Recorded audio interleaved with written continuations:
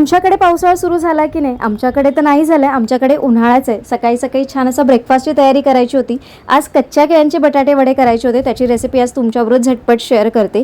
त्याचबरोबर म्हटलं banana smoothie करून घेऊ. त्याच्यासाठी केळी, ड्राय फ्रूट्स, थोडंसं मध आणि दूध टाकून छान असं या अगारोच्या ब्लेंडरमध्ये ब्लेंड करून घेतलं.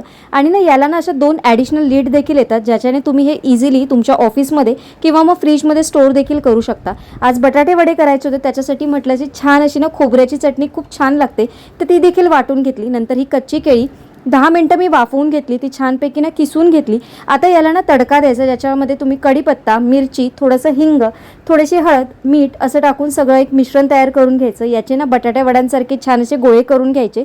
बेसनाच्या पिठात असे गुळवायचे आणि छानपैकी ना शॅलो फ्राय किंवा डीप फ्राय तुम्हाला जसे करायचे असेल. काही जण आजकाल बरेच जण एअर फ्रायर पण यूज करतात, पण मी हे छान तळून घेतलेत. तळून खाल्ल्याशिवाय मजा येत नाही. माझ्याकडे खोबऱ्याची चटणी नव्हती किंवा शेंगदाण्याची चटणी नव्हती, माझ्याकडे होती कढीपत्त्याची चटणी.